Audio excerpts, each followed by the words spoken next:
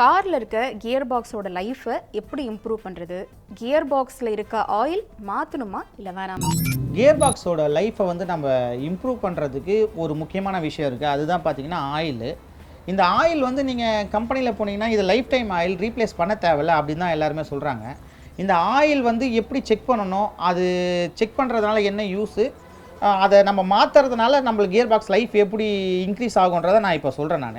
இப்போது நம்ம முன்னாடி இருக்கிறது பார்த்திங்கன்னா 2 விதமான ஆயிலு. இது வந்து நல்ல ஆயிலு, இது வந்து ஆயிலில் ஒரு ஃபால்ட் இருக்குது, மெட்டல் பார்ட்டிகல்ஸ்லாம் இருக்குது. இந்த 2 ஆயிலுமே நீங்கள் நார்மலாக கண்ணில் பார்க்கும்போது ரெண்டுமே ஒரே மாதிரி தான் இருக்கும் இந்த ஆயில். இப்போது இந்த ஆயில் வந்து நல்லா இருக்குது, இந்த ஆயில் நல்லா இல்லை நம்ம எப்படி சொல்கிறோன்னா, இது போல் நம்ம இந்த ஆயில் ஒரு சாம்பிள் எடுத்துருக்கோம். இந்த சாம்பிள் எடுத்து நம்ம இந்த மாதிரி மைக்ரோஸ்கோப்பில் வச்சு பார்க்கும்போது இதில் நிறைய மெட்டல் பார்ட்டிகல்ஸ் இருக்குது. இதெல்லாம் பார்த்தீங்கன்னா கிளச்சி தேஞ்ச அந்த உள்ள கியர் பாக்ஸ்க்குள்ளே கிளச்சி தேஞ்சு இந்த ஆயிலுக்குள்ளே தான் வந்து எல்லாமே மிக்ஸ் ஆகும்.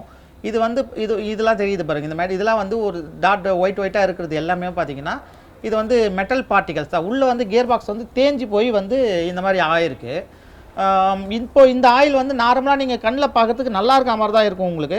இந்த மாதிரி நம்ம ஒரு ஸ்பெஷலாக வச்சு பார்க்கும்போது தான், ஒரு மைக்ரோஸ்கோப்பில் வச்சு பார்க்கும்போது தான் இது ஆயில் போயிருக்கா, இதை நம்ம ரீப்ளேஸ் பண்ணணுமா அப்படின்னு தெரியும். மேக்ஸிமம் நம்ம ஜெர்மனி இந்த மாதிரி வெஹிக்கிளில் பார்த்தீங்கன்னா ஒரு 60,000 கிலோமீட்டரில் ஆயிலை வந்து ரீப்ளேஸ் பண்ணி ஆகணும்.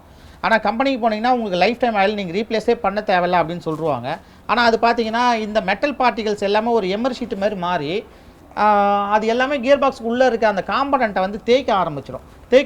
அங்கே ஆயில் லீக் ஆகும், கியர் பாக்ஸ் பர்ன் ஆகும், இந்த மாதிரியான விஷயம்லாம் வந்து ஆயிலில் நடக்கும். இது ஃபில்டர் இருக்குது கியர் பாக்ஸ்க்குள்ளே, இருந்தாலும் அது ஓரளவுக்கு தான் ஃபில்டர் பண்ணும். ஓரளவுக்கு ரொம்ப நைஸாக இருக்கிற மெட்டீரியல்லாம் அது வந்து ஃபில்டர் பண்ணாது. அதனால் வந்து நம்ம வந்து முடிஞ்ச வரைக்கும் ஒரு 60,000 கிலோமீட்டரில் ஒரு 50,000 கிலோமீட்டர், நம்ம நாட்டில் வந்து ஒரு 50,000 கிலோமீட்டர்னு வச்சுப்போமே. இந்த ஆயில் பாருங்கள் எவ்வளோ க்ளீனாக இருக்குது பாருங்கள். இந்த ஆயில் இது வந்து நல்ல ஆயில். இது வந்து இன்னொரு கியர் பாக்ஸ்லேருந்து கழட்டினது.